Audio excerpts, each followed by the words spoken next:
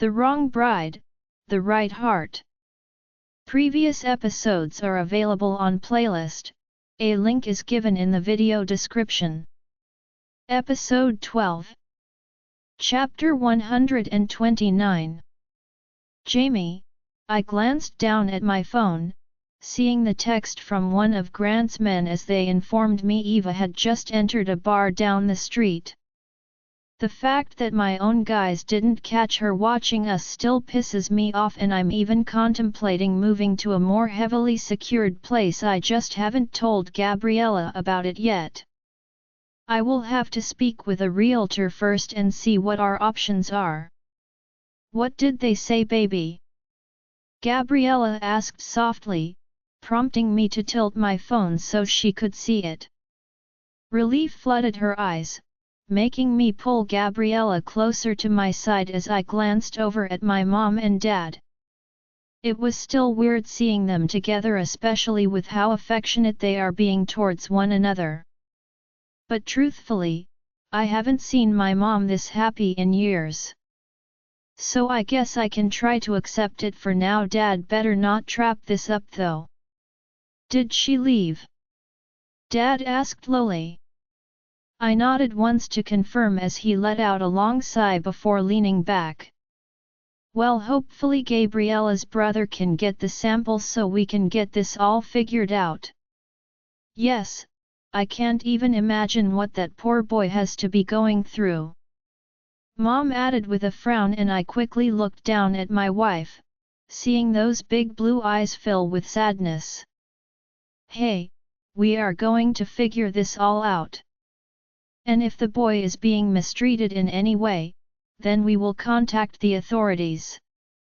I said, making her nod before leaning against me. Come on, I bet my wife wants some dessert. I added playfully before bending down and kissing her juicy pink lips. I won't lie, I'm a little worried for the boy myself, considering who he has been living with. I am praying to God that Grant gets that DNA sample tonight, then this can finally be put behind us. And whatever path we have to take, we will face it head on. Suddenly I heard a loud voice speaking towards us, making my eyes snap towards the side. Oh God, not this! My dad suddenly grumbled, causing my brow to furrow. That's when an older white male with salt and pepper hair came walking up towards us. Robert Sinclair, who let trash like you in here? The man laughed, playing it off as a joke, but you could tell it was a dig. Bruce, it's nice to see you, Dad said while forcing a smile. And who is this lovely lady? He suddenly asked while bending down and taking my mother's hand. Yet, Dad didn't like that too much. This is my wife Teresa, he quipped, making Mom look at him with humor filling her eyes. Wife, I didn't take you as the marrying type, Rob. That's when I saw my dad's jaw tick. He hated being called Rob. What are you doing in the city? I thought you moved to Florida, Dad asked, trying to change the subject obviously. Taking care of some family things. You know teenage boys.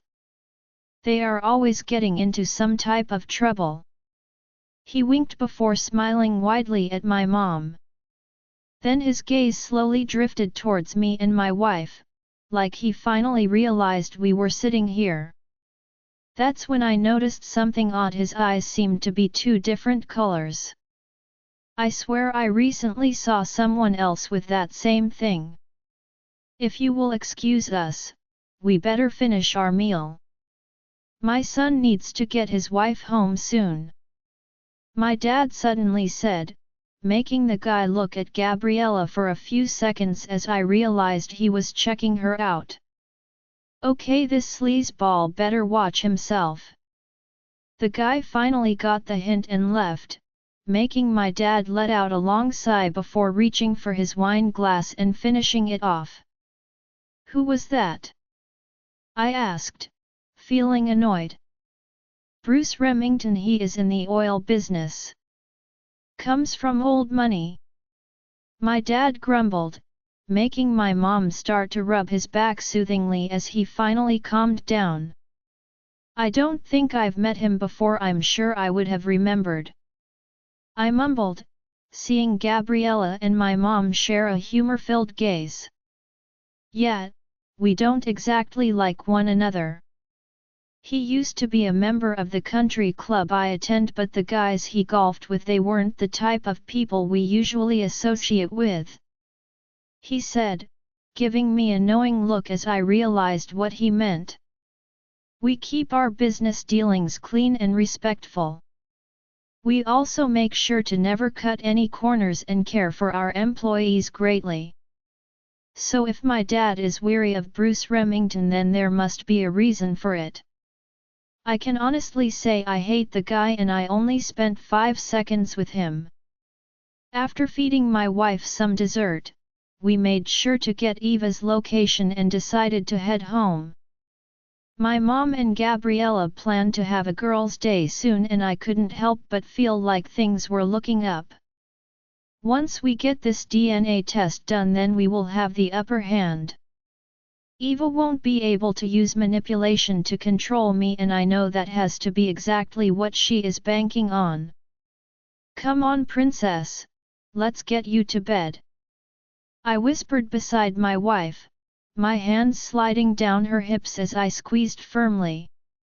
She looks so beautiful tonight. I know I always say that, but I swear every time I do, I mean it. I had Ray go home for the night since I knew we weren't leaving again and Grant's guys were watching the place. So I was prepared to have a long night with my wife with no one around to hear us. Suddenly I felt my phone vibrate, making me frown as I chose to ignore it. What do you plan on doing with me in that bed, Mr. Sinclair? She asked, making my body hum with excitement, and then it started to hum with something else. Who is calling right now? Just 1 second, baby, I said, pulling out my cell phone as I saw it was Grant calling. I quickly pulled back and answered the phone, seeing Gabriella looking up at me nervously. Hey Grant, did everything go okay? I asked tightly, feeling like I was holding my breath as I waited anxiously for him to speak.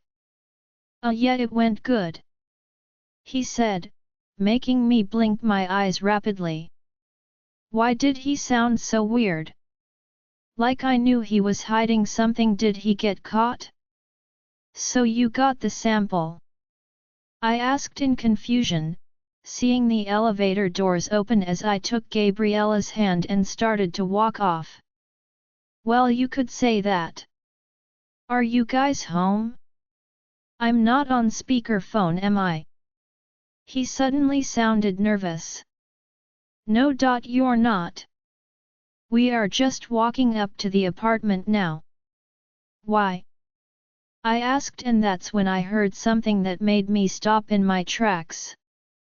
Grant, look at this one. It's a T-Rex. A kid suddenly shouted. Wow, that's awesome, buddy, just give me 1 second, okay? Grant whispered as the call was suddenly muffled. Grant, why am I hearing a kid in the background? I asked, making Gabriella's eyes widen now. So that's kind of why I'm calling. I don't want Gabriella to know. She doesn't need to stress about this. Too late for that. I rushed out, seeing my wife put her hand out as she motioned for me to give her the phone. Baby, just let me take. Hand it over, she said firmly, making me swallow hard as I did exactly what she said. Why is she so cute when she uses that tone of voice? Tell me what happened, she said into the phone before turning it on speakerphone. That's when I quickly took her hand and pulled her towards the door, letting her in. Well, just try not to freak out, okay? But I went there and the kid was left alone to begin with. Apparently, it isn't something new, and the way he just let me in, Gabby, I couldn't leave him like that, so I took him with me." "You took him?" I exclaimed, feeling so many emotions rush through me as Gabriella suddenly placed her hand on my arm, catching my attention. "Calm down, baby," Gabriella whispered, making me close my eyes as I couldn't believe what was happening right now. Grant was supposed to just get a hair sample, not kidnap the kid. I swear he is hanging out with Rylan too much, he must be rubbing off on him. "Where are you, Grant?" Gabriella asked, seeming to be the only one with any sense around here. "I just took him for ice cream and we are heading to the place I am staying at now," Grant explained, causing Gabriella to look up at me innocently, and I knew what she was about to say. I could see it in her eyes. "Baby, this is too much, you are going to get stressed out," I said, starting to freak out about all of this. "I will be fine. The boy is what matters right now," she whispered, and I hung my head, wondering how shit could get so complicated all of a sudden. But I knew deep down she was right. If he is my son or not, the safety of this child is more important than anything. "Fine, just for tonight, and then tomorrow morning we are going to the police." Eva would have a field day with this shit. The smile my wife gave me after agreeing made it all worth it, and I can't lie, I'm curious to meet the kid myself. Maybe that will give some insight into things, because if he was mine we would probably have some type of resemblance, right? "Gabriella," I chewed my lip nervously as my eyes continued to glance towards the front door. "Grant said they were just pulling up, and I don't think I have been this nervous to meet someone in my life. Grant obviously thinks this whole thing is a bad idea and that we should just take him straight to the police, but I think he is wrong. This little boy needs kindness, he needs a warm meal and people to care for him. I know he isn't my responsibility, and he might not even be Jamie's to begin with, but that small and broken child within me, it aches to help Sammy out." Suddenly there was a knock at the door, making me sit up and gasp as Jamie held onto me tightly. "Let me get the door just in case if something happens," Jamie said, making me roll my eyes. "What would happen? It's not like the little boy is dangerous or anything, but I will just let Jamie do his thing. I know he needs to be in control right now." I felt Jamie lift me off of his lap before setting my feet on the ground. "Just wait here, please," he grumbled, prompting me to nod in agreement as he turned towards the door and went to open it. I could feel my stomach twisting into knots, and when Jamie finally opened the door, all I saw was Grant. "Sorry, he is a bit shy," Grant said, while rubbing the back of his neck nervously. That's when I looked down, seeing two small arms wrapped around Grant's leg as a small head suddenly peeked out from behind him. "Oh my gosh, he is adorable!" Jamie blinked down at the kid, and I knew he was a little taken aback at that moment, so I stepped forward, slipping my hand into his. "Why don't you two come in?" I said softly, seeing the boy's big blue-gray eyes peer up at me, and I felt my heart melt instantly. He looked so small and fragile, and yet the way he clung to my brother, it made me happy for some reason. Like seeing my big tough brother with this tiny kid handing onto him, it was the cutest thing ever. "Come on, Sammy, this is my sister that I told you about. She said she has something special for you." Grant spoke the softest I had ever heard, and I swear Jamie was just as shocked as me. "Do you like hot chocolate, Sammy?" I asked, causing the boy's eyes to go even wider somehow. "My old nanny Judy made me hot chocolate once," he said, making me smile as I extended my hand out, offering it to him. "Why don't you come with me?" I spoke softly, seeing Sammy look up at Grant, like he was asking for permission. "Go on, kiddo, she doesn't bite," Grant said playfully, making Sammy smile softly before finally coming out from behind Grant and walking into the house. I swear I felt my heart break as I saw how thin and pale he looked. Even his eyes seemed to have dark circles beneath them, and you could tell he hadn't been well cared for at all. Sammy hesitantly put his hand in mine, glancing back to Grant every few seconds as I smiled down at him reassuringly. "It's just this way," I whispered, pulling him towards the kitchen now as I quickly brought him to the stool. That's when I heard Jamie and Grant whisper, fighting as Jamie kept glancing over towards us. I gave him a warning look, needing him to calm down as he let out an exhausted sigh before walking over to us. "So Sammy, has my brother been acting nice?" I teased, trying to see if Sammy would open up to me. He got me strawberry ice cream," Sammy said softly while playing with his fingers nervously. "Oh, I love strawberry ice cream," I stuttered, knowing this whole situation was affecting my speech a little more. "Grant says he is going to help me find my daddy." Suddenly Jamie shot Grant a look, and Grant just shrugged and motioned to the kid. I didn't know what else to say. He mouthed as Jamie placed his hand on his forehead before sighing heavily. That seemed to be his thing for the evening.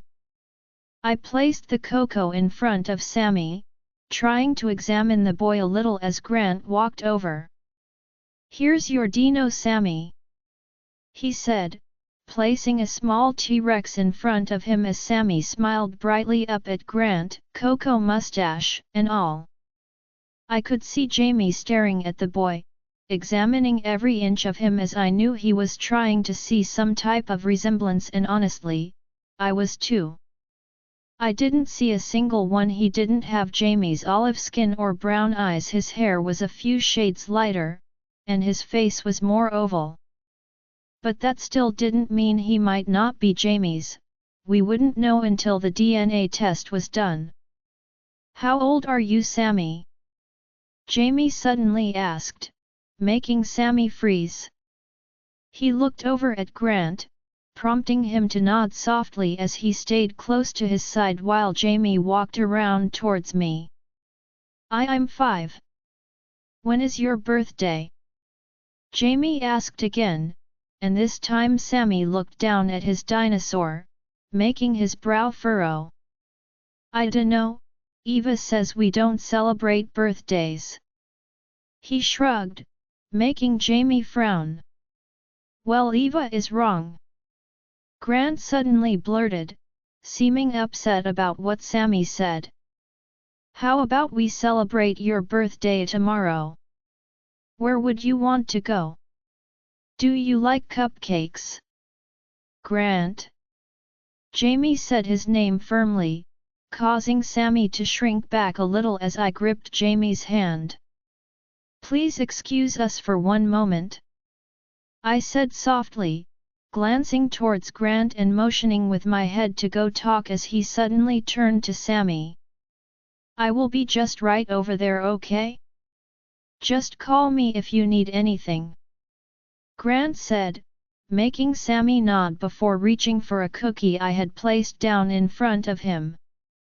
I know it's probably not the best thing to give a kid before bed, but I remember how many times I was never given things like that, and I think Sammy could use something special right now. "Baby, you just need to calm down. We don't want to freak him out," I whispered, seeing Jamie looked really anxious all of a sudden, and that's when I realized Jamie was the one out. Like bad.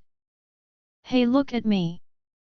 I rushed out, placing my hands on either side of his face as he let out a shuddering breath. "What if this is my kid, Gabriella?" I don't even know what to say to him, and he clearly seems to like Grant more than he does me. That's because I just spent the last 4 hours with him, Jamie. Grant added. Let's just take this slow, don't think of this as Sammy possibly being your son. Just look at him as a kid who needs help. I said, trying to get Jamie to focus on the now. Yes, that possibility is there, but we can't do anything about that right now. We just need to make Sammy feel comfortable and try to push that in the back of our minds, which is easier to say than do, I know that. But Jamie just needs to try. Suddenly there was a loud knock on the door, making Sammy let out a yelp before jumping off the stool and running into Grant's legs, gripping onto him tightly. Hey, it's okay, it was just a knock at the door. She isn't going to take me away, is she? Please don't let her take me, Grant. Maybe you can be my new daddy, maybe you can tell her you are my daddy. Sammy rushed out, making Grant pale as he looked over at me sadly. That's when Jamie suddenly pulled from me and walked forward. Hey, it's just my friend Ray. No one is going to take you away, okay? We will figure this all out, right, Grant? Jamie said, glancing up at Grant as he nodded up and down. We won't let Eva take you ever again, I promise, Sammy. No matter what. Grant's words settled between all of us. The weight of them made my heart ache, as I knew no matter what, we needed to keep Sammy away from that psychotic woman. Alder, I swear I have never met a more infuriating man in my life. My mom, Viva grumbled as we walked out of the courthouse. I nodded my head, my eyes glancing towards my two brothers as they seemed just as annoyed off as my mom was. I know this was extra hard on Ben since he just recently found out Dave was his real father not too long ago. But if anything, that just made us all even closer since Ben was already my best friend, to begin with. Now that my dad was trying to appeal his case, he decided to attack my mom and brother, stating this was all a setup orchestrated by them. But yet I'm guessing they are going to throw the case out considering the mountains of evidence and written testimonies the court has received. They even figured out who the hitman was that my dad hired to try and kill Neil Turner, who was my sister-in-law's father. The hitman was already in prison on another charge and willingly testified against Dave King. I'm just glad to be done with this shit. Caspian grumbled, his hand reaching over as he pulled his wife Johnny closer to his side. So, are you staying in town for a few days, Alder? If you need a place to stay, we have an extra room in the apartment. Johnny suggested, making me look away sheepishly. Actually, I planned on taking the red-eye back tonight. I confessed, making the four of them look at me disapprovingly. It was a little after 5, so if I caught a flight back in a few hours, I should be able to get to Jolie's place by midnight. Alder, work can wait, your family hasn't seen you in months. I miss my son.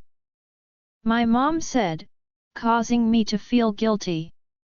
I haven't exactly told them about Jolie yet, I mean, it's still so new, and truthfully once my mom knows, she is going to want to fly her out to New York and meet her. Which I'm totally cool with, but I don't know exactly where Jolie stands right now. If it were up to me, we would already be official, and I plan on letting Jolie know how I feel as soon as I get back. I also want to get back home so I can see how the dinner went. She should be back home by now, you would think. Since it started at 5 and they are 3 hours ahead of us. I just have things I have to do, Mom. You understand, right? I asked her and quickly pulled out my phone. I wanted to see if Jolie called or texted yet. We had to turn our phones over once we entered the courtroom, so I felt anxious about it all day. I could see my mom studying me carefully and I knew she was suspicious. Okay, who is she? My mom asked, making my eyes widen as I saw my brother Caspian and half-brother Ben stop in their tracks. Who? What are you talking about, Mom? Caspian asked, glancing towards me as Johnny suddenly started to smile. Alder. My mom said, looking at me knowingly as I let out a long sigh. I knew this would happen eventually considering our family is so close and I'm guessing they might be a little upset that I kept it from them, so I might as well tell the truth.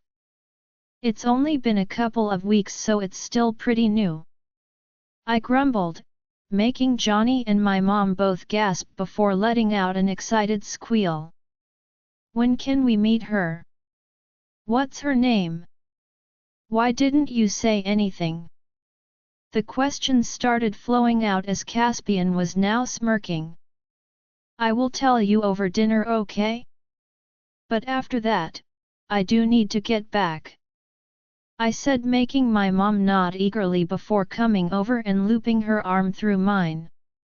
I'm so excited for you, Alder. I knew this would happen when you moved down there. I just had a feeling. She rushed out and we started walking towards the car.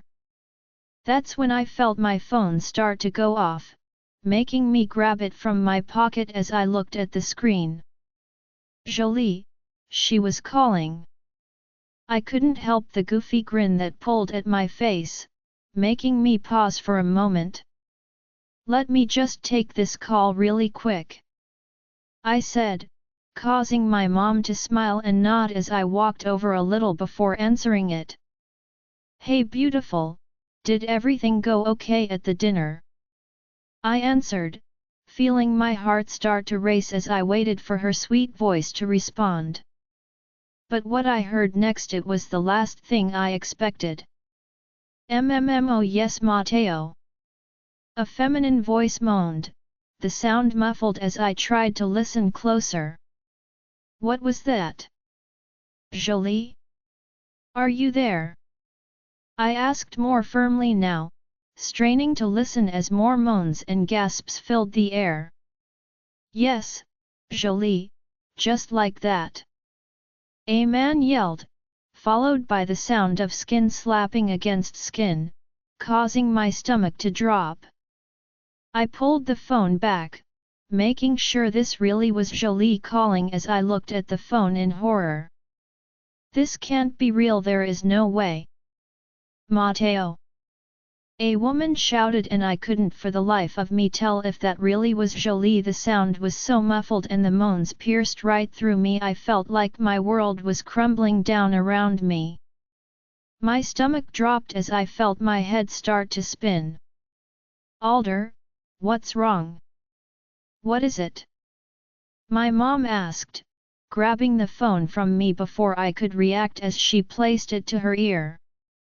I could see her eyes widen in horror before she quickly hung up the phone. Is that her? My mom asked softly, and I couldn't even answer because I didn't know if it was. My gut says it can't be, that there is no way Jolie would do this, especially with that piece of shit. But hearing her name coming from his mouth and the moans that followed, it killed me. Come on, let's go back to the house for a little, my mom said, making my brow furrow as I shook my head no. Let me just call her back, this has to be some type of mistake. It can't be her. I rushed out, grabbing the phone as I quickly called her back. It rang and then finally. What do you want? Jolie is a little busy at the moment, Mateo answered, making my blood boil. Cut the shit, Mateo, where is she? There is no way Jolie would ever do this shit, especially with you, I snapped, causing my brother to walk up now. What's going on? Is everything okay? Caspian boomed, making me turn away from him and walk to somewhere more private. Just face it, dude. Jolie finally came to her senses. She chose the better man. And by the sounds she was just making when I trapped her brains out, I'd say I'm the better man in more ways than one. And with that, he hung up, and what he sent me next made my heart drop. It was pictures of Jolie lying in a bed with her arm draped over her face. This can't be real, it just can't. Gabriella, I glanced over at the small boy sitting across from us. His eyes were glued to the plate in front of him as Grant started pouring a generous amount of syrup all over the pancake he had asked for. I swear it's like Sammy had never even seen one before. The sight made my heart ache because I knew that look all too well. Ray came over last night to get the sample for Sammy's DNA test, and we are now waiting anxiously for the results. Usually, they said it would take 3 to 5 days to go through, but since Robert Sinclair had many friends in the medical field, it would be ready sometime today. And I am so thankful for that because I don't think Jamie slept at all last night. I woke up to him wrapped around me with his hands glued to my stomach and his face buried against my back as he tossed and turned all night. I, on the other hand, didn't sleep because I was worried about Sammy waking up and being scared or not remembering where he was or something.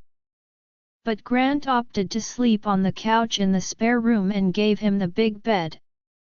I guess he slept all through the night. He made sure that Grant put the old night light I brought with me in there, and everything was good after that. Luckily Ray thought to bring over some extra clothes for Sammy after dropping the sample off, and even stayed to watch a movie with us. It was weird, he seemed to be glued to Grant's side since the moment he got here, like he was his tiny little shadow or something. Grant didn't seem to mind at all. Then I asked what Sammy wanted for breakfast and he said pancakes, so I got him to help me flip them over as Jamie sat at the kitchen counter, watching us carefully. I am just trying to keep positive for him. But I can see the worry he holds in his eyes. He is afraid that Sammy might be his and he doesn't know how to process that. Which I can understand. Sammy seems to be a little afraid of Jamie. But it's not Jamie's fault, he just has that cold expression that he seemed to be born with. I swear even the baby pictures his mom sent me were filled with Jamie's little scowls. I reached over, sliding my hand across Jamie's arm before gripping his hand in mine. "I love you," I whispered, leaning over and kissing his smooth jaw gently. "I love you too," he breathed, his eyes locking onto mine as I gave him an encouraging smile. "So Sammy, what do you want to do after breakfast?" "I think this building has a pool," Grant said before glancing towards Jamie, who nodded once, confirming it did. That sounds like fun," I added with a big smile. I wanted to call Jolie sometime later and catch up with her too because I know she was having dinner with her parents last night, but I held off on calling since Jamie said to keep the Sammy thing just to ourselves for now. Just in case if Eva notified the police. We have been watching Eva's apartment complex and she hadn't even left the building once. Jamie also had Mr. X checking the police scanners, which is a thing apparently, and he would inform us the moment anything is mentioned about a little boy being taken. Grant seems to think she won't say a word though, and a part of me is hoping for that, but another part it hurts for Sammy. His own mother wouldn't even care if he was taken or had gone missing. That just makes me feel disgusted with Eva, and she doesn't even deserve a kid like Sammy. Especially with the treatment he has received already. "Grant, is this going to be my new home from now on, with all of you?" Sammy suddenly asked, making Grant's eyes snap towards Jamie and me. "Well, I'm not sure yet, buddy," but no matter what I promise you don't have to go back to that apartment ever again, okay? Grant said, making me look down at a smiling Sammy as he bounced up and down happily.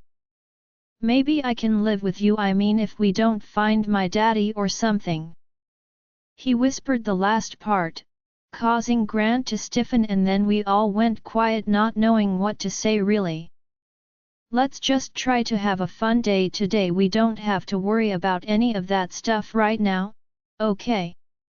I said, smiling warmly as Sammy as he nodded his head in agreement before digging into his pancake again.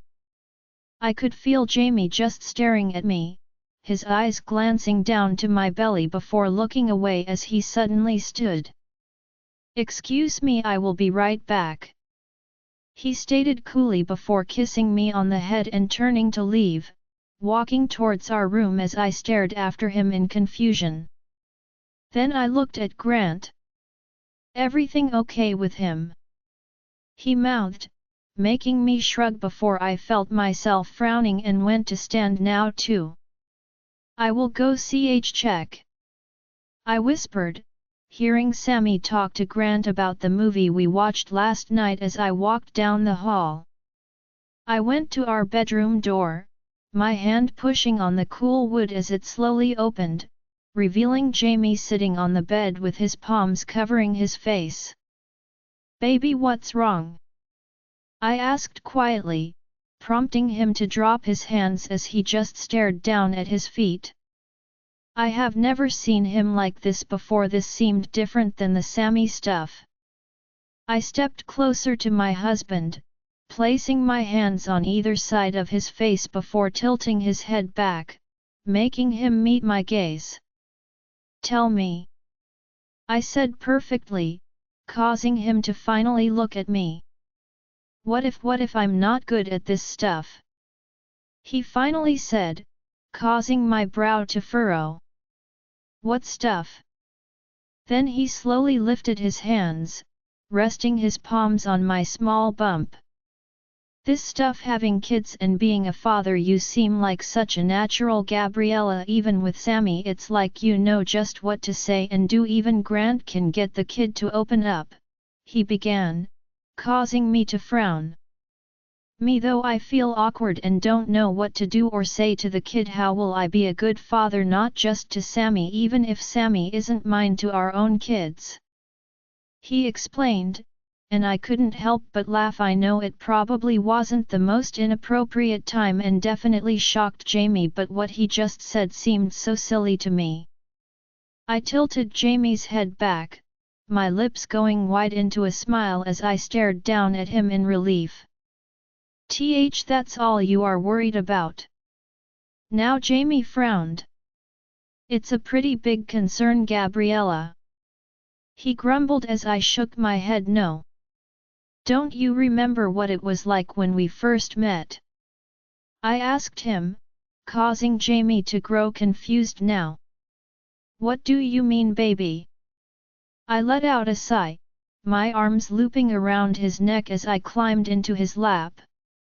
"When we first met, Jamie, I couldn't even speak. You were so gentle, patient, and kind. That's how I know you will be an amazing dad. Because you are an incredible husband," I explained, making his eyes widen as I raised up on my knees, kissing him deeply.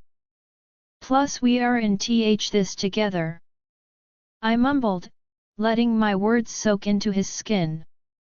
"I have no doubt in my mind that these babies will love you. And if Sammy ends up being in our family too, then he will over time as well. Grant was just the first person in a long time to be nice to him, so that's why he is clinging onto my brother," I explained, knowing that feeling well. "Jamie was the first person to be nice to me in a long time, and truthfully, I'm glad Jamie ended up being the amazing guy he is, because I might have been a little naive. Okay, I still might be to some extent. But I'm learning. With Jamie's help, of course." "You really think so?" Jamie asked, and I nodded my head softly while smiling down at him. Definitely. I breathed, pressing my lips to his once again as I felt him return at this time, our kiss turning passionate as he wrapped his arms around my waist, holding me against him. Suddenly there was a knock at the door, making both Jamie and I freeze. "Hey, your dad just called Jamie, the results are being sent over," Grant said through the door, making me gasp. "Already?" I whispered, feeling my heart leap into my throat. "That's one benefit of being a Sinclair," Jamie muttered before pulling me to his chest once again. "Please just tell me everything will be okay no matter what the results say," he whispered, his voice filling with desperation as I lifted my hand, stroking his hair back gently. "Everything will be okay, I promise," I reassured him, and then he lifted me to my feet before nodding. "Okay, let's go," he breathed, taking my hand in his own before walking us out towards the kitchen. That's when Jamie went to grab his laptop and brought it to the table. Grant walked towards us, letting Sammy watch some TV in the living room as he told him he would be right back. And then he and I both watched Jamie intently. Jamie quickly opened the laptop and went to open his email. I swear my heart was about to burst out of my chest as he clicked his unread messages, and there it was. An email from Dr. Stevens. He must have rushed the order through for us. Jamie glanced up towards me quickly, his face pale and full of anxiety as I smiled at him softly. "No matter what?" I whispered, my own head turning as I looked back at little Sammy while he sat on the couch. Then I saw Grant lean forward, focusing on the computer. I swear time seemed to slow as Jamie read over the email before finally opening his mouth to speak. "It says the results came back negative, Sammy. He isn't mine," Jamie read, making us grow quiet as his words hung in the air between us. Negative. A part of me felt a huge relief knowing we wouldn't have to deal with Eva and all of the legal battles she would surely put us through, but then another part of me filled with sadness as I realized what that means. Jamie reached over, scooping me into his arms as he hugged me tightly to his chest, letting out a deep ragged breath. "You are the only woman that will ever have my children, Gabriella. I knew it, I just knew it deep down," he whispered into my ear, making me nod my head up and down as I felt tears springing to my eyes. I won't lie, deep down I hated the idea of a part of Jamie growing inside of anyone else. Obviously I would never hold that against Sammy if the test came back positive, never in a million years. But to know I'm the only one to ever carry Jamie's children, it made me feel so special.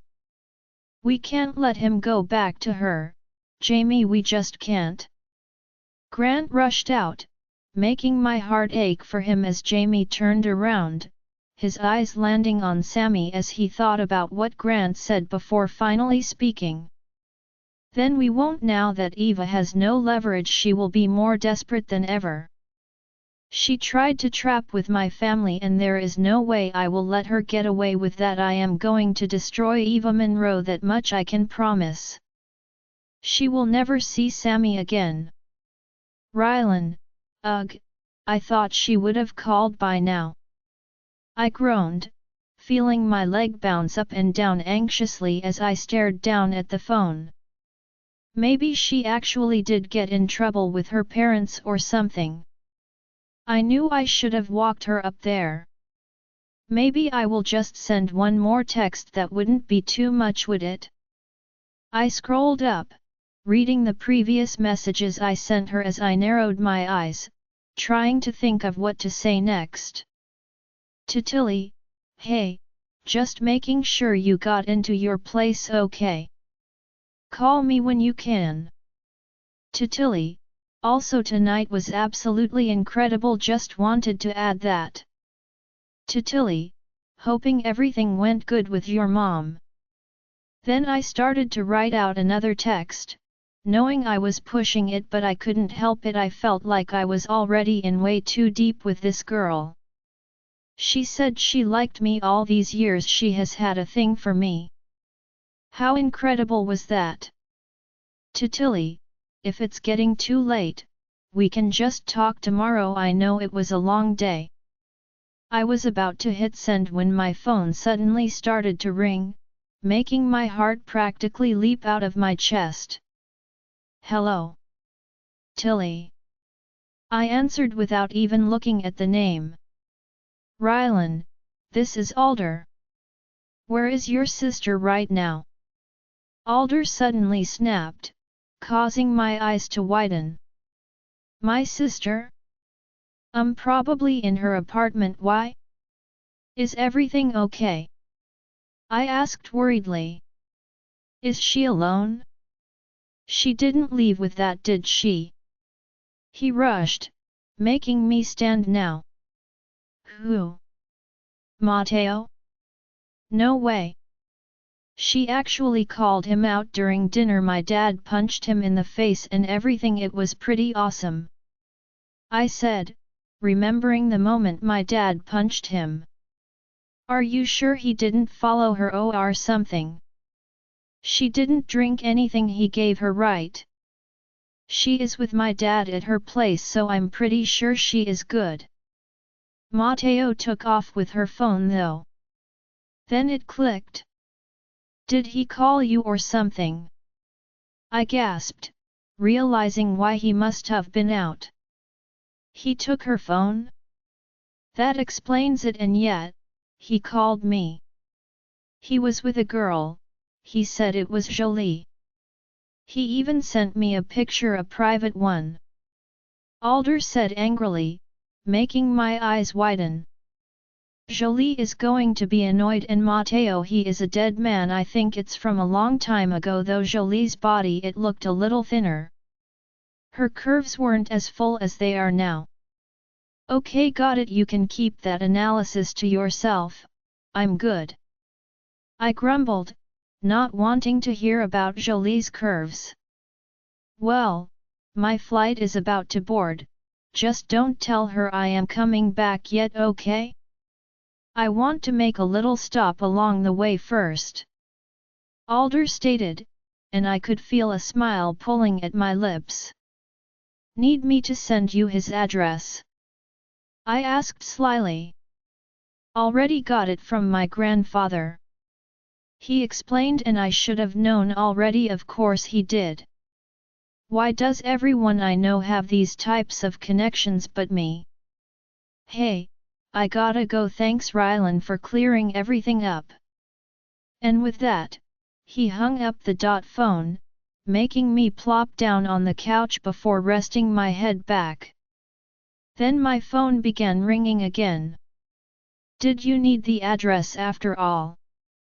I grumbled, hearing a sniffle in response. What? Tilly's small voice whispered as I shot straight up. Tilly. I thought you were my sister's boyfriend calling. Is everything okay? Did you catch a cold or something? I rushed out, feeling like I just got royally. Why do I not read the names when people call? Rylan, I didn't know who else to call. She squeaked, the sound of her voice breaking my heart. What happened? Was there an accident or something? I asked worriedly, starting to pace my living room. Every sniffle she made caused my heart to ache more and more. My parents, they just told me, oh God. She said, starting to cry now as I ran to get my shoes and keys. Tell me where you are, I will come and get you right now.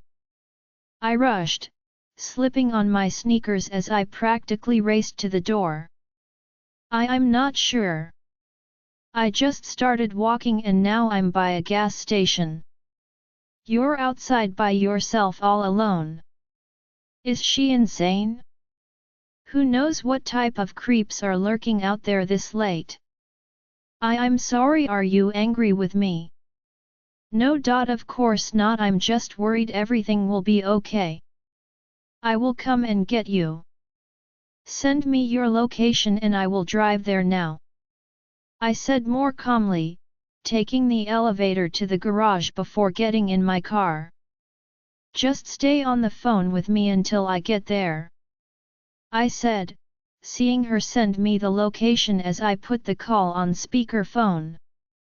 Okay, she whispered, her voice sounding so sad and broken as I actually felt helpless right now. I just wanted to get to her and make whatever happened better.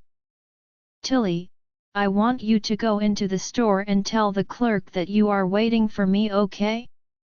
Say you got lost and your boyfriend is on the way. I instructed her, making Tilly go quiet as I realized what I just said. I'm putting way too much pressure on her, aren't I? I'm walking up there now, she whispered, prompting me to let out a deep breath as I tried to calm down. Hello, I got a little lost and am waiting for my boyfriend. Is it okay if I stay in here? She said quietly, and that's when I heard a man speaking, telling her it was okay and that she could sit at the table in the back. I will have to remember to thank the guy. Usually people aren't so friendly, especially this late at night. Are you sitting down now? I asked, just wanting to hear her voice and make sure she is okay. Yeah, I'm really sorry about this, Rylan. Hey, don't do that, okay? I'm glad you called me, it makes me feel special if I'm being honest. I mumbled, making Tilly sniffle again as I turned onto the main street. It took about 15 minutes to get there, and the whole time Tilly stayed on the call with me. I'm coming in now. I rushed out, putting the car into park as I quickly jumped out of it and ran towards the store. I stepped inside, seeing an older man standing at the counter as he looked me up and down quickly, yet I was in my pajamas, but I didn't give a shit. You the boyfriend? He asked, making me nod as he swiftly pointed to the back of the store. I walked down the aisles, my heart pounding erratically as I finally reached the back, and there she was. Tilly had on the same dress she wore to dinner. Her eyes seemed red and puffy and her body was trembling as she held the phone to her ear. Tilly, I breathed, seeing her eyes snap up to mine as I didn't even hesitate 1 second. I raced over to her, my arms circling around her small frame as I practically crushed her to my chest. Oh, Rylan! She sobbed, her face burying into my chest as she started to shake. I don't know what to do, I don't know where to go, I feel so lost. She cried, making me pull back as I lifted my hands, brushing her tears away and wiping her nose with the sleeve of my shirt. It's okay, I'm right here with you, I'm right here, Tilly, no matter what. I reassured her, making Tilly cry even harder. What happened, Angel? Can you tell me? Maybe I can help, I said, going to stand as I helped her up with me. My parents, they said they're not my real parents, my sister she. Tilly began, making my eyes widen in shock as her words sunk in. Tilly didn't even need to finish, I understood what she was trying to say and what. Her mom wasn't her real mom. No wonder she doesn't know what's going on right now. Come on, let's get you some warm clothes and then we can decide where you want to stay for the night. I can get you a hotel or Jolie can stay with you if you like. I whispered, making her peer up at me with those beautiful blue-green eyes. Is it okay if I stayed with you? She asked softly, and I immediately nodded my head, wrapping her in my arms once again as I couldn't help but kiss the top of her head in a comforting motion. Of course, you can stay for as long as you like, I said, feeling my stomach flip as I tried not to react. This was a very hard time for Tilly and I had to make sure to be on my best behavior because she needs me to be there for her and I won't be an ass.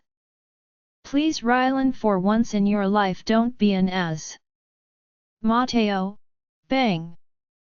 Bang. Bang.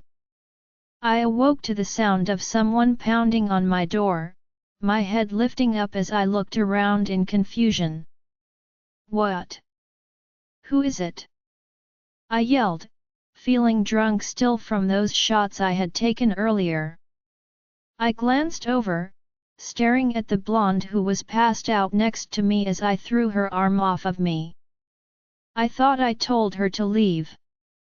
Bang. Bang. Bang. I'm coming. For sake. I yelled, causing the blonde to groan before rolling over on her side, giving me the perfect view of her huge fake tits. She is no Jolie, but she can give some good head, I will give her that. I slipped on my robe, tying it around my waist before stumbling across my apartment. That's when the banging started again, making me unlock the door as I yanked it open in frustration. The noise was giving me a headache. What do you want? I yelled, and before I could even see who it was, I felt something slam into my face, causing me to stumble back as I swear I heard a crack. I hissed, feeling the pain rush through me as a tall guy with brown hair stood in my doorway.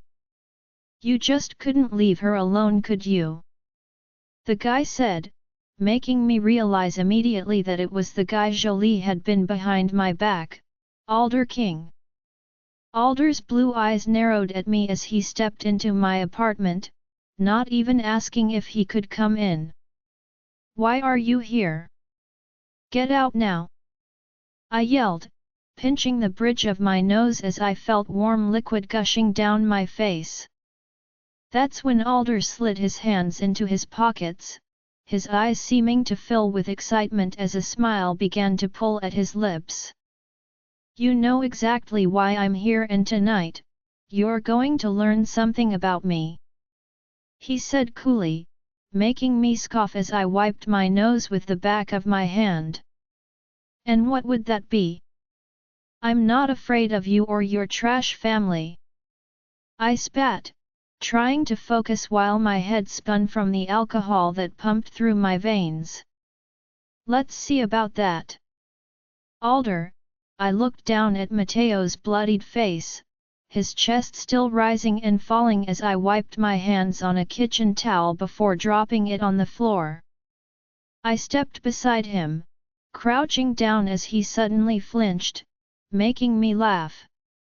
I wasn't one for violence, but this time I couldn't hold back. Not when it involved her. That shit made me go feral for the first time in my life. I thought you weren't afraid, I whispered, seeing Mateo's eyes widen before he started to cough, making blood and spit sputter out of him. Now I hope you learn something from this, Mateo. If I ever find out you have been harassing my girl or her family again, I don't think I will be able to stop next time, so remember this moment well, I said before patting the side of his face and going to stand. The sound of his groans actually making me happy. I will be taking this, just so you have a little incentive not to try anything, because I have a feeling Jolie's pictures aren't the only thing on here that will put you behind bars, I said, standing slowly while tucking his laptop under my arm. That's when I left, leaving Mateo whimpering on the floor. While I knew where I needed to go next, I wouldn't feel 100% okay until I saw her, but kicking Mateo did feel pretty great, I won't lie. I hopped into the car that was waiting for me downstairs and left the laptop with him. Tom worked for my grandpa, and he knew exactly what to do with it. Hopefully by tomorrow morning we will know everything that is on that computer. Heading towards Jolie's apartment complex, I saw the usual guard standing there as he quickly let me in. Jolie had given me the code to her place last week since I was staying with her pretty much every night. I knew her dad was there now, but I couldn't wait to see her. I just had to. Punching in the code, I quietly opened the door before slipping inside, seeing all the lights had been turned off. It was after 2 in the morning after all, so I knew she had to be sleeping already. I quickly slipped off my jacket before placing it on the back of the couch and went into her room, stripping off my shirt and pants next. I could see her silhouette lying in the bed, her beautiful face lit up by the pale moonlight as the sight of Jolie made my heart race. I slowly crept over, sliding under the covers, and wrapped my arms around her curvy frame. She hummed, making me inhale deeply as her sweet scent caused my body to relax for the first time today. I missed you, I whispered, pressing my lips to her bare shoulder as Jolie suddenly turned her head, peering over at me. Alder? You're back, she breathed, prompting me to nod my head yes as I kissed the tip of her nose next. I'm back, baby. I could feel Jolie snuggle into me deeper, her arms sliding around me as she let out a content sigh. Matteo took my phone. I didn't want to worry you because I know you had a long day, she mumbled. I like it when you worry me, I added playfully, making her chuckle. I hope I don't do it often.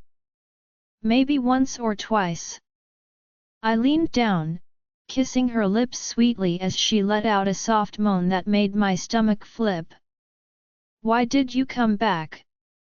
It wasn't because of me, was it? She asked, and I knew I needed to tell her about Matteo, but a part of me wanted to wait until tomorrow and have this time with her all to myself. I don't want him ruining this too. Like I said, I missed you, so it was more of a me issue, I teased, kissing her once more as I leaned into her. Can I show you how much I missed you? She asked, causing me to smirk as I nodded my head yes. But we have to be quiet, my dad might be staying in the other room, she added sheepishly, and I just rolled us over, making it so Jolie was on top of me. I promise I won't scream, I quipped. Jolie let out a giggle. I swear I have already been having withdrawals, she grumbled, but before she could, Jolie froze, her eyes growing wide as she jumped off of me. What? What is it? I rushed out and watched as she ran for the bathroom, making me follow close behind. I think I'm going to be sick, she grumbled, and sure enough, she began throwing up, causing me to rush to her side. Hey, it's okay, I'm right here. I reached for her hair, pulling it back as she threw up in the toilet. Did you eat something weird? I asked, making her groan as she just shrugged and threw up again. Let me get you some water, baby.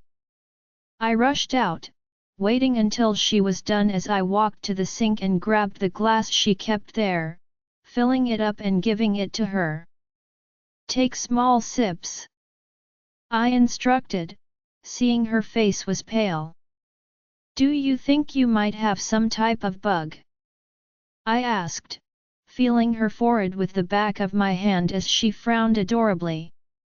I'm not sure, I felt fine all day, maybe it was the wine earlier, she explained as I took the glass from her hands and lifted her into my arms, carrying her to bed.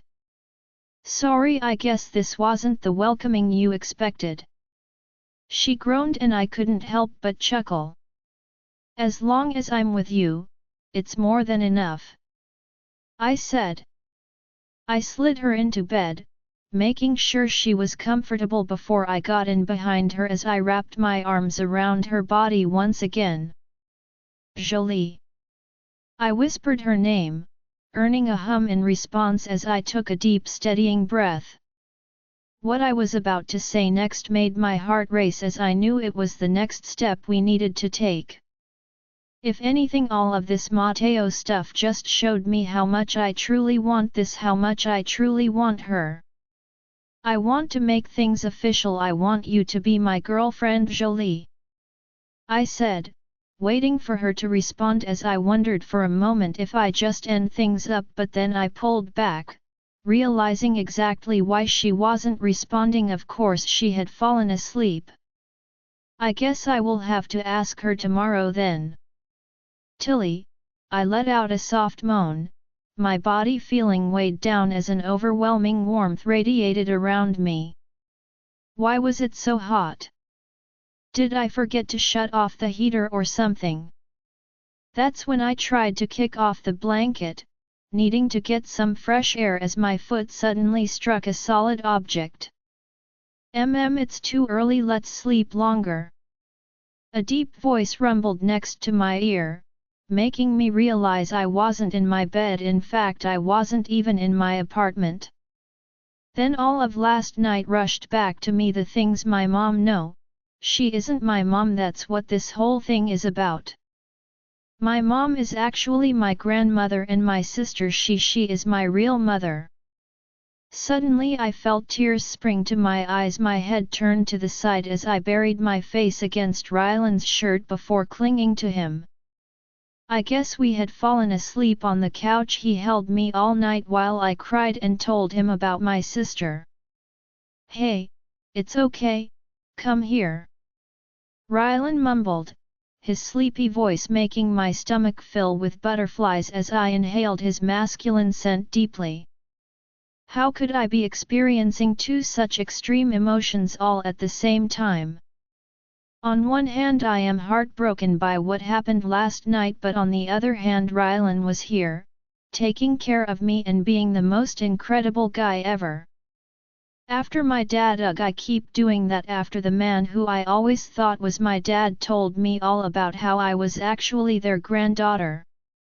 I just couldn't stay in that house any longer. I got up and left with nothing but my phone in my hand. I didn't even bring my wallet or purse. I needed time to process everything, and I couldn't be in that apartment to do it. It all felt like one big lie. I didn't even know who I was anymore or who my family was, so I ran away. I didn't know my mom was chasing after me at first, but I heard Dad calling after her, and that's when I started to run. As messed up as all of this is, I can't help but feel guilty too. I hope they didn't stay out all night looking for me, and after coming to Ryland's, I sent them a text saying I was somewhere safe and I would contact them when I'm ready, if I ever will be. Then I just decided to turn my phone off because they wouldn't stop calling. So once we got to Ryland's place, he gave me one of his t-shirts and some shorts to wear, and we sat on the couch as he listened to my sob story.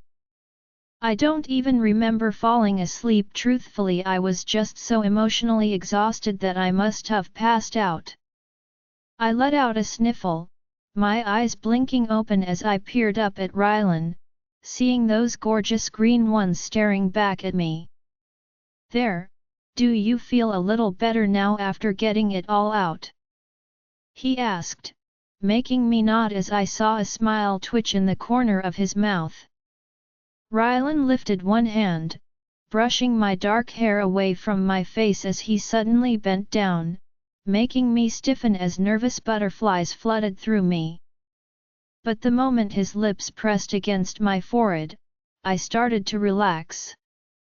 I'm sorry that you are going through all of this, Tilly. Really, I wish I could make it all better. He mumbled against me, making my cheeks warm as he pulled back again.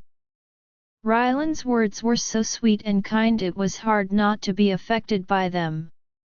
I watched as his gaze quickly darted down to my lips next, causing me to slip my tongue out, wetting them gently. Was he going to kiss me? Oh God, I hope my breath isn't bad. Rylan inched closer to me, making my heart skip a beat as I mentally prepared myself to be kissed. Are you hungry? He rushed out instead, catching me off guard.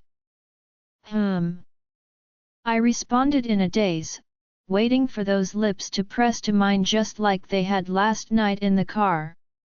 Do you want breakfast? Maybe some coffee? He asked again, causing me to frown slightly before I nodded in response. Oh, sure, coffee sounds great. I squeaked, feeling embarrassed now as Rylan went to get up, untangling our legs in the process. I sat up, brushing my hair behind my ears as I looked away from Rylan shyly. I guess it isn't exactly the right time to be doing that. What is wrong with me? If you want to freshen up or anything, there are towels on the bathroom counter and some clothes I left in there last night for you. Rylan added, his large hand coming up. Why was he so dreamy? I watched as he turned, and went to walk towards the kitchen, letting me get a nice view of his broad back and shoulders. He was actually a lot more muscular than I thought, and his butt. Did you hear me, Tilly? Yeah. Towels sounds good. I jumped to my feet, going to walk towards the hallway to the left when Rylan called after me. Tilly, the bathroom is that way. He informed me, making me stop mid-walk before nodding once. I swiftly turned the other way, giving Rylan a lame thumbs up as I cringed inwardly. I swear I heard Rylan trying not to laugh as I reached for the closest door and yanked it open, thanking God it was the bathroom when I looked inside. He had given me a small tour last night, but I was so out of it I barely remembered anything. Rylan's apartment was pretty huge, though it had to be at least 3 times the size of our apartment, so I have a feeling it will be easy to get lost in here. I turned on the light, stepping towards the mirror as I let out a gasp and slapped my hand over my mouth. Oh my gosh, I look like a raccoon or something. No wonder Rylan didn't want to kiss me, for goodness sake. I wiped at the mascara under my eyes, seeing my hair was a crazy curly mess as I tried to somehow tame it. Then my eyes were drawn to something else. I tilted my head, peering at the blue and purple marks all along my neck and throat as I felt a rush of air escape me. There had to be at least 10 hickeys on me, all made by Rylan. I bit my lip, feeling my stomach twist as I tried not to freak out and act like a teenager. I guess I can't blame my mom for how they looked a lot better in the dark. The thought of my mom settled into me, making me realize just how hard it would be to wrap my head around all of this. Can Shayna really be my mother? That would mean she was pregnant with me at 14, and my dad, who is he? I let out a groan, placing my palms over my eyes in defeat as I felt myself sink to the floor. I never in a million years thought this would be a possibility. Shayna, she doesn't even want anything to do with me really, and growing up, I got the sense that sometimes she didn't like me. Does that mean she never wanted me? Is that why my grandparents ended up raising me? Tilly? Are you doing okay? Rylan suddenly knocked on the door, making me pull my hands from my face as I tried to catch my breath. I hadn't even realized I was crying. I'm fine. I choked out, obviously not sounding fine. I'm coming in, okay? Rylan announced, making me squeak out an okay in response. Come here, it's going to be okay, I promise Tilly, no matter what you are going to be okay. He rushed out, coming down to the floor with me before lifting me and placing me in his lap. I swear I never clung to someone so tightly as I tried not to break out into sobs yet again. I don't think she wanted me, Rylan. What if I was just some big mistake? I choked. Okay, making him stiffen for a second before hugging me even tighter. Never say that again, Tilly. Even if it was an accident and you were unexpected, you are not a mistake. And I won't let you think that way ever, he said firmly. From the first moment I saw you, even back then, I knew you were something special, and I see that even more now. I know this is all confusing and you have a right to be angry and upset, but never even for a second think that this makes you unwanted or unlovable, because it doesn't, Tilly. You are the same person you were yesterday. This doesn't change any of that, Rylan whispered, his mouth resting on the top of my head as he began rubbing my back gently. We will get through this together, okay? I will be right by your side through all of it, he added as we just held one another tightly. The fact that this man whom I have always dreamed about and admired from afar was now here comforting me and seemed to genuinely care, it made my heart swell as that hurt throbbed through me. But having him here, and hearing those words, even if he changed his mind tomorrow, it was keeping me from falling apart, and I will forever be thankful for Rylan Walters, because truthfully, he is all I have right now. Grant, I paced back and forth inside the bedroom, feeling my jaw clench as a soft knock sounded on the door. The doctor is here.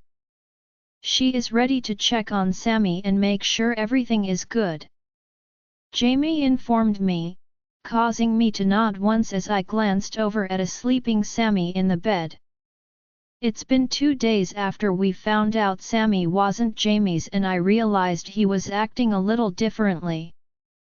So when he ran to the bathroom and began throwing up this morning, I knew something was wrong. We obviously couldn't take him to the hospital because of the whole kidnapping situation, but Robert Sinclair called his doctor friend and they were going to send someone over to check him out. Grant, I'm sure he is fine. I bet it was from all the food he ate last night. Gabriella tried to calm me down, but I had never even seen an adult throw up that much, let alone a little kid. It was crazy. Right in here. Jamie's voice could be heard from outside the room, and that's when I heard the doorknob turn. I stopped my pacing, my gaze locking onto the door as a woman suddenly appeared. At first, I thought she must be an assistant nurse or something because she looked way too young to be a doctor. She had to be in her early 20s at least. The woman had light brown skin with curly brown hair that was pulled back in a ponytail. She wore soft blue scrubs that hugged her curves perfectly, and I won't lie, she was pretty attractive, but that didn't matter right now. Sammy was the only thing that mattered. Are you the doctor? I snapped, making the woman stop mid-step as she glanced toward me, seeming to be surprised by my tone. Grant? My sister scolded me, making my arms cross in front of my chest as I narrowed my eyes at the woman. Yes, my father sent me. I am Stephanie Stevens. I am here to check on the young boy, she informed me, as I glanced towards Sammy's sleeping form, making it so Stephanie followed my gaze. Is this your son, mister? The woman dragged out. I couldn't help but stiffen for a moment as Jamie and Gabriella shared a nervous look. Yes, he is my son, I said, not giving her my last name as she just nodded once before stepping closer to Sammy. Aren't you a little young to be a doctor? I blurted, causing the woman to hesitate for a moment before grabbing the stethoscope from around her neck. I am currently working on my degree, she informed us, and that's when I shot Jamie a disapproving look. So you aren't even a doctor? I rushed out, trying not to yell and wake Sammy. My father was in the middle of a C-section, and the hospital is currently swamped. I have been training under my father for years though, but if you would like me to leave." She trailed off, looking towards Sammy just as he let out a groan. I was about to tell her I wanted exactly that when she suddenly stepped forward, placing her hand on Sammy's stomach. "What was the last thing he ate?" She rushed out, causing my eyes to narrow at her. "Cereal this morning." Gabriella spoke up for me. "His stomach seems to be very bloated," she muttered, placing her stethoscope on his abdomen before listening. That's when her brow furrowed. She began examining Sammy much more closely now, noting the bruises and how his ribs seemed to be sticking out. "Can I have a word with you alone?" she suddenly hissed, making me glance around for a moment before pointing at my chest. "Me? Yes, considering you are his father, correct?" she snapped, and I just nodded once. Maybe I was reading her wrong, but why did she seem mad at me? I walked towards the hallway, watching the petite woman stomp in front of me before whirling around and poking at my chest. Her brown gaze burned into me and I was honestly taken aback. "Have you been starving this boy?" she rushed out, her eyes scrutinizing my every move as I just opened and closed my mouth, not sure what to say. Obviously I haven't been, but I am claiming to be the kid's dad. I didn't even realize how badly it would all look. "No. Of course not. This is how he was when I picked him up from his mother's house. That's why I called for a doctor right away." I sputtered quietly, not wanting to raise my voice just in case Sammy woke up. "His mother, and where is she?" the doctor asked, making me scoff now. "Ran off to Florida with him. She left me for," I blurted, not even sure why I said that shit. It was a pretty good lie though, I will admit. That's when Stephanie's brown eyes widened, making guilt fill them as she took a small step back before lowering her hand. "Oh, I apologize. I take it she must have kept you from seeing your son then?" she asked softly, making me nod as her full lips turned down into a frown. "Well, it seems as if your ex. might have been starving your son, and the bruises on his arms. He is very malnourished. I'm guessing he ate too much too fast and is in desperate need of some electrolytes and vitamins," she explained, making me frown now as the realization that Eva was starving Sammy really annoyed me off. I mean, I saw their fridge, but to actually hear a doctor's daughter say it, I felt horrible for Sammy. "I apologize for assuming. I will finish the examination now if that's okay with you," the woman whispered much more softer now. I couldn't help but study her face, noting the way her cheeks seemed to warm and how she gently wet her lips with her tongue before turning back towards the room. "How old is your son?" she asked, making me answer as I even gave her his birthday, which Sammy told me just last night. We stepped back into the room, my eyes darting towards Jamie and Gabriella as they sat on the sofa together, watching over Sammy carefully. "It was a good thing you called when you did. A lot of times when children are this malnourished, we believe giving them lots of food to eat will help the problem. It's called refeeding syndrome. I would start with some Pedialyte and softer foods like applesauce or even protein shakes we have for kids. Then some multivitamins would be great," Stephanie went on to explain, making me nod as I started jotting this stuff down on my phone. Suddenly Sammy began to wake up, making relief flood through me as I rushed to his side. "Hey buddy, are you okay?" I asked worriedly. Sammy nodded his head as the doctor suddenly reached for the water beside the bed. Hi Sammy, my name is Stephanie, I was just looking you over to make sure you are doing okay. Your dad here was really worried about you, she said, making me freeze as Sammy's brow furrowed. My dad? He asked, just as Stephanie placed the water to her lips.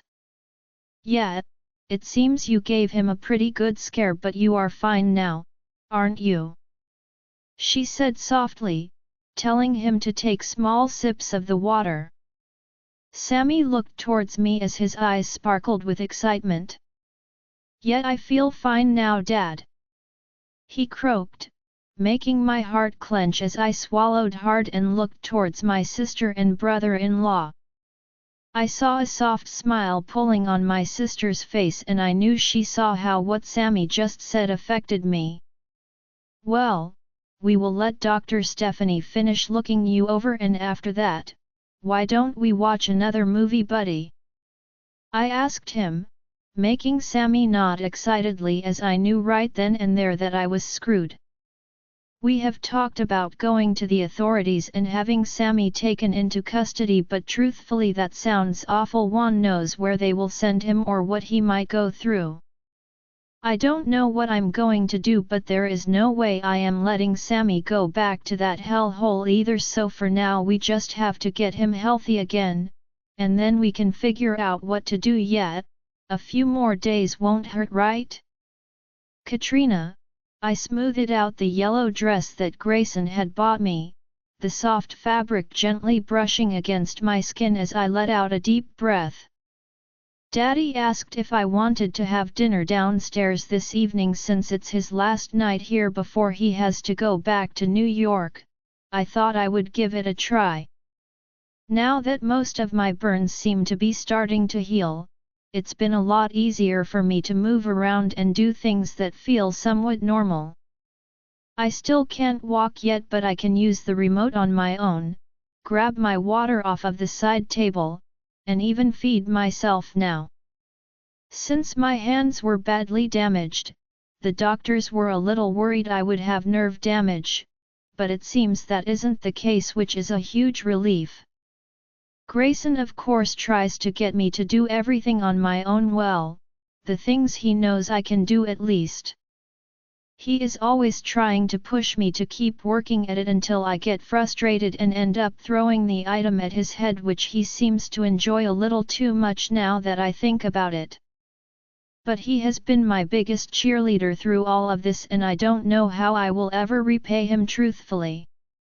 Next week the physical therapist will be coming in to check my leg mobility and strength.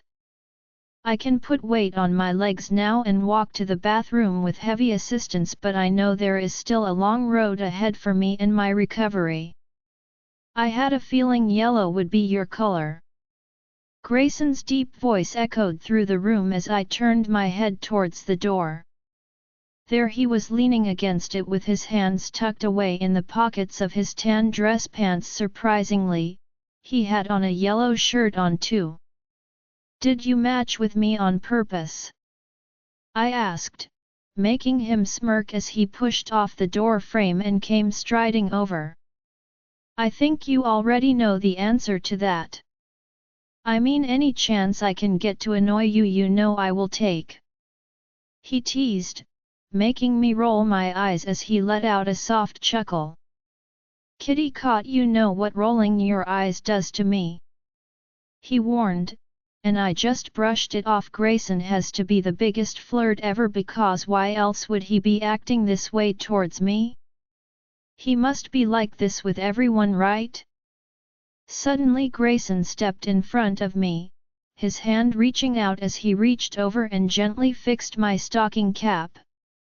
My hair wasn't exactly growing back yet, so I usually wore a hat.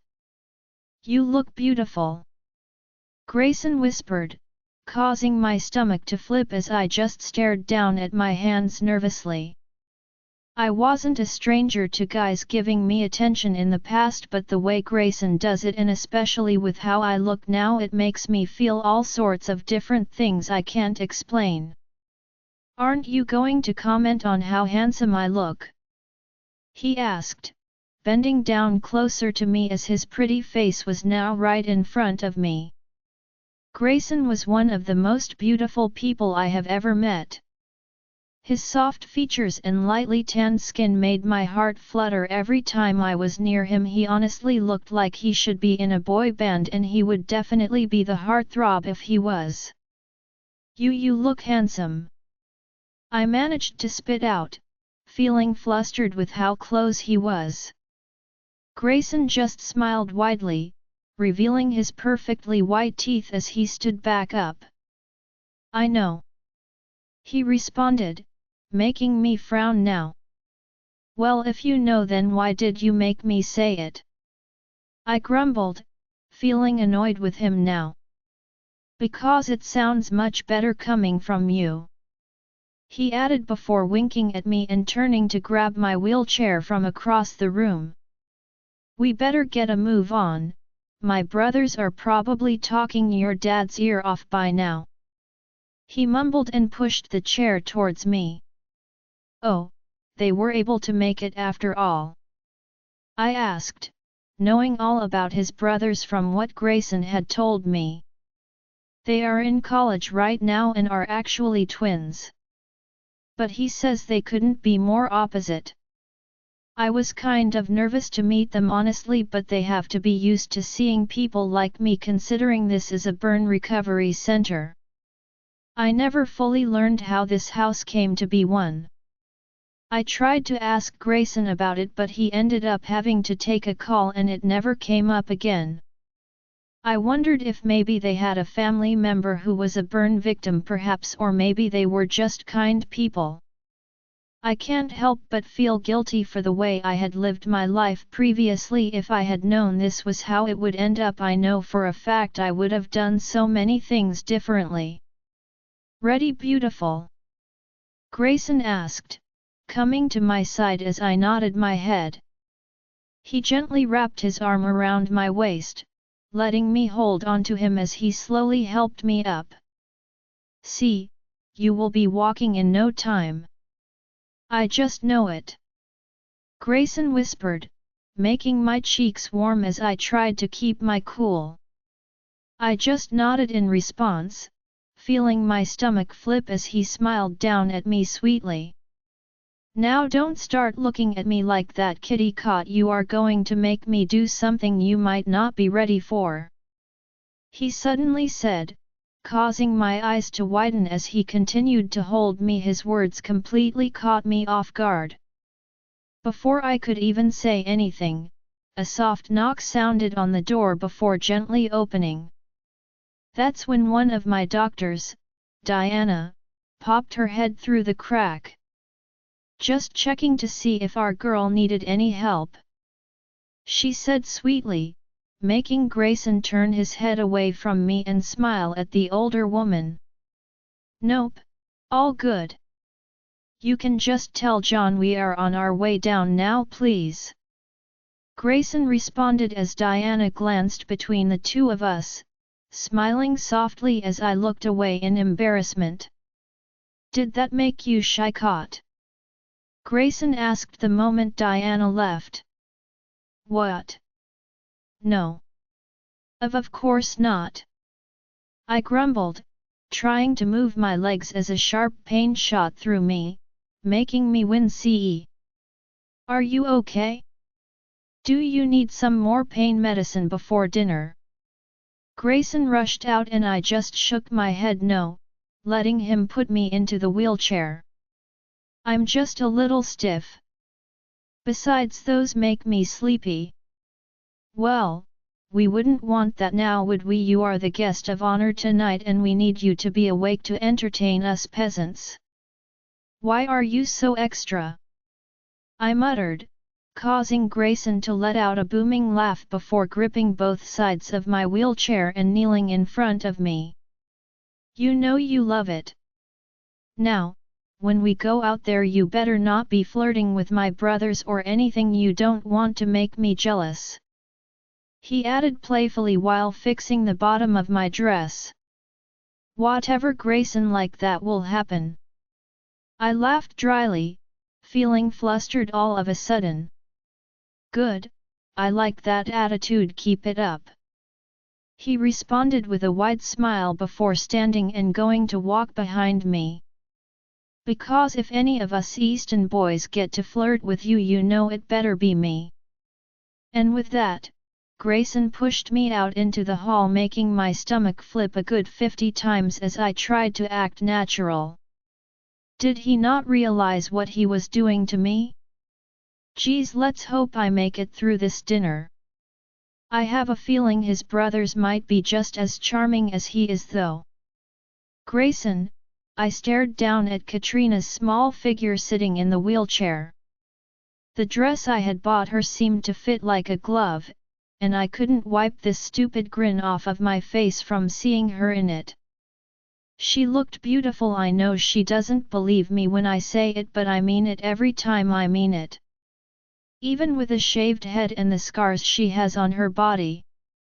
Katrina is still one of the most beautiful women I have ever met in my life. I don't know why I'm so pulled to her, but it feels like I have known this girl forever.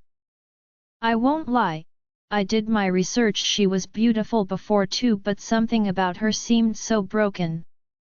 The look in her eyes with every picture or video she took didn't have an ounce of life in them.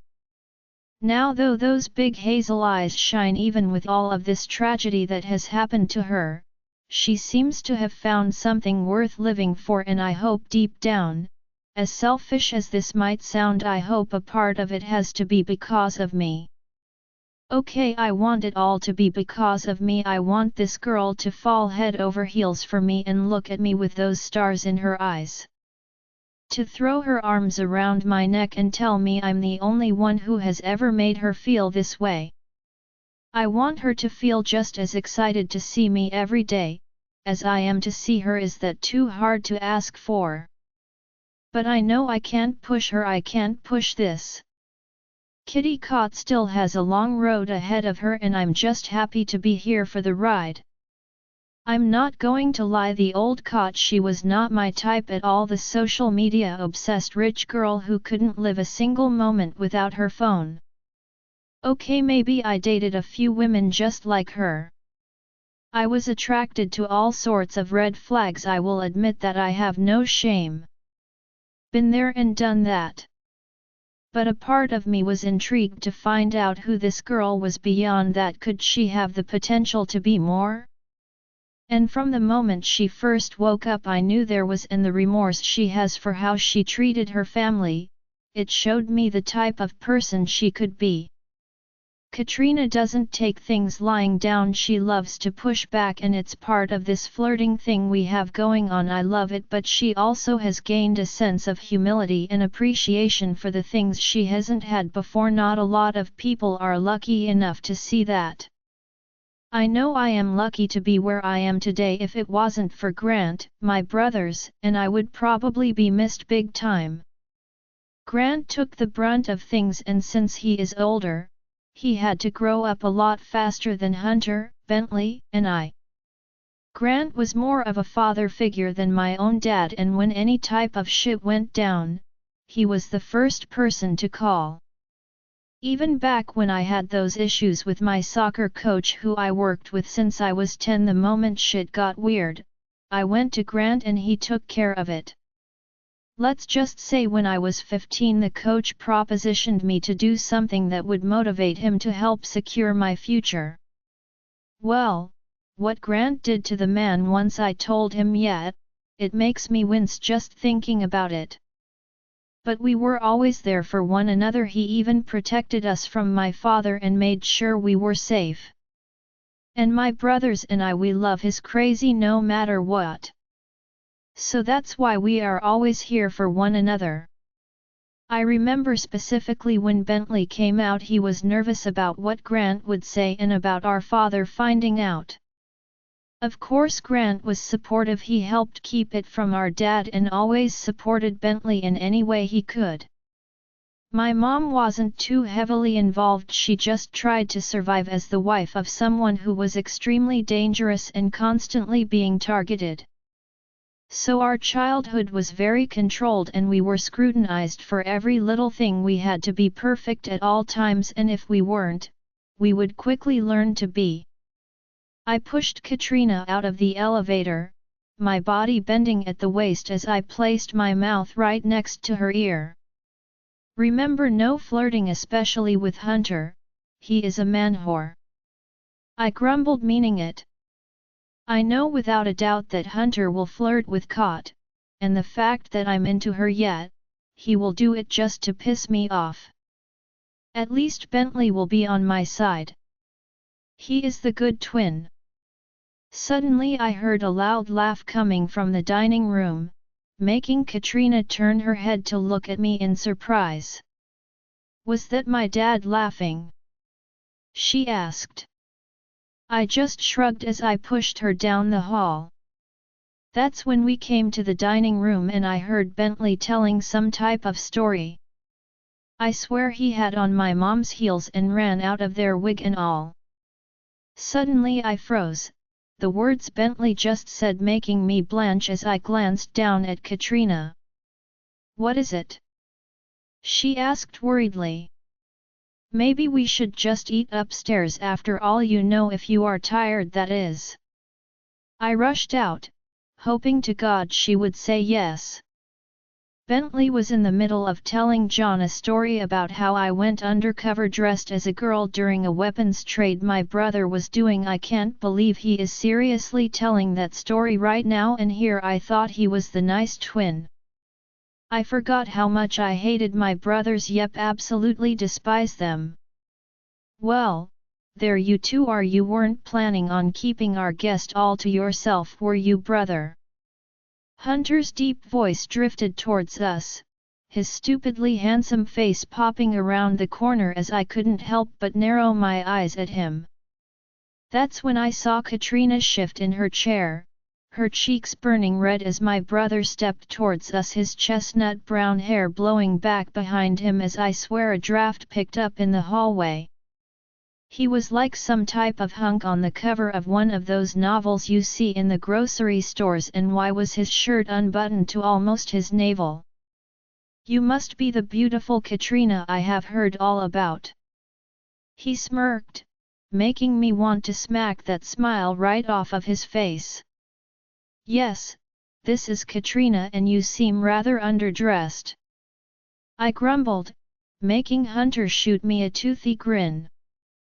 Hey, blame Bentley, he said. It's some new craze in Paris. He got you one too? Yeah, no thanks, we better get to the dinner table.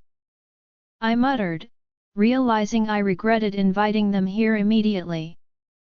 Katrina might not be ready for this. I mean, my brothers are a lot. So Kot, I hear you almost died in a fire. Hey. Is he serious? Hunter. You can't just say that shit. No. It's okay, Grayson. Yeah, I did. I thought just by looking at me it was pretty obvious. Katrina laughed lightly, and I just felt like crap when she said that. Well, I mean, that's pretty badass though. And you're still hot, no pun intended. Seriously, dude. I just about punched him for that one, but when I heard Katrina laugh I looked at her in shock. That was pretty funny. Katrina added lightly before reaching over and resting her hand on mine. I swear my stomach flooded with butterflies.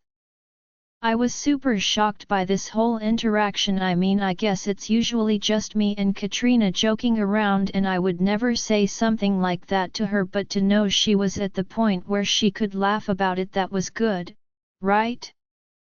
See, lighten up, dude, the girl has a good sense of humor, or maybe I'm just funnier than you. He teased, and that's when I pushed Katrina's wheelchair forward, running over Hunter's foot on purpose.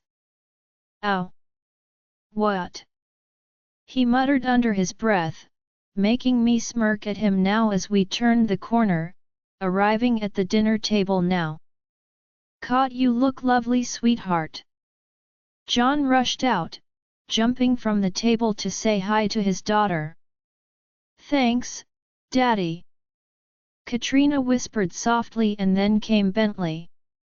Well, aren't you a gorgeous little thing, Bentley Easton, fashion extraordinaire? I am a big fan of yours, Miss Kensington. Bentley said with a huge smile, his perfectly manicured hand reaching out and going to shake hers. You are?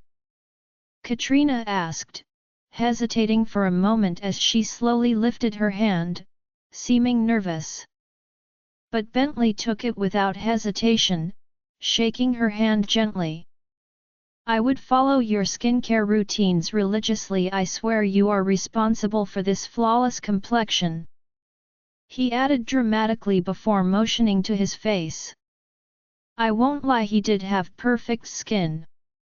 Oh, so you followed me on social media? Katrina stated quietly, looking down at her scarred hands now.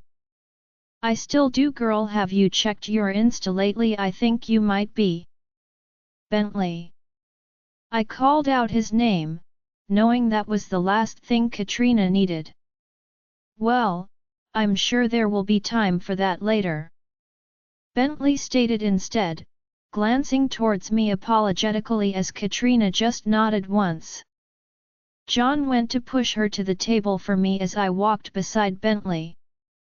You didn't mention you knew who she was. I whispered, making him smile at me. I didn't think it would matter, right? Also, are you two seriously wearing matching outfits? He asked, making me smile at him sheepishly. Maybe. I will let that slide for now. But I always liked the girl even after the scandal. You know how much I love drama, he whispered before winking at me and going to sit next to Katrina at the table, taking my spot and making me frown. Then John sat on her other side and I was left having to sit next to Horndog Hunter. At least I can keep him in line. After John asked Katrina how the rest of her day went, the servers began coming out, making me glance towards Katrina nervously as they started placing food in front of her. This overwhelming sense to cater to her kept creeping up as I saw her dad and even Bentley helping her out as I chewed my lip anxiously. Wow, Grant was right, dude. Hunter grumbled beside me. What? What are you talking about? I asked, seeing him wearing a smug look now. The infamous playboy Grayson Easton has got it bad, real bad. He said quietly, making my eyes widen as I kicked his foot hard. Whatever, I have just been taking care of the girl for weeks. We are good friends. Yeah, keep telling yourself that. He added, patting my back roughly as I was ready to punch him in the face. Could he be any more obvious? Of course I have it bad. Everyone who spends more than 5 minutes with me and Kot can see that, but I didn't want Kot to know that. Not yet anyways. She isn't ready for that shit. Just please shut up. I hissed, trying to focus on the conversation across the table now as my eyes suddenly met Katrina's. I felt my heart flip, the look in her eyes full of warmth and happiness as I felt a smile creeping on my face. Having fun? I mouthed, making Kot nod yes sweetly. Thank you, she mouthed back, and seeing her sitting there and how well she got along with my brothers, yet I really do have it bad, real bad. I just have to be patient because I know for a fact that Kot is worth it. I just have to get her to see that. So, who wants to hear the story about the time Grayson accidentally shot our uncle in the leg? God, I hate them. Join our Facebook and WhatsApp group for more updates, link is given in description. Rest audiobook will be continued in next episode.